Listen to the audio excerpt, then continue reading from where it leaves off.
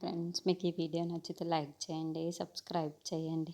ఆరాధ్య ఇంట్లో చనిపోవడంతో తనకి అంత్యక్రియలు జరిపించడానికి కేశవ తనని ఎత్తుకొని మరీ తీసుకొని వెళ్తాడు.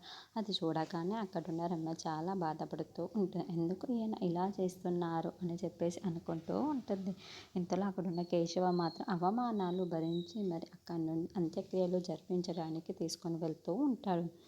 ఊళ్ళో చూసిన జనం మొత్తం ఏంటి ఈయన ఇలా ఉన్నాడు, ఇలాంటి మనిషి మన ఊళ్ళోనే ఉండకూడదు, ఇలాంటి పెద్ద మనిషి ఇలా చేస్తారు అని ఇప్పుడు అనుకోలేదు అని చెప్పేసి అనుకుంటూ అతను వస్తున్న దారిలో వాళ్ళ డోర్లు అన్నీ క్లోజ్ చేసేసుకుంటూ ఉంటారు. ఇంతలో అక్కడున్న రమ్య మాత్రం చాలా బాధపడుతూ ఏడుస్తూ ఉంటుంది.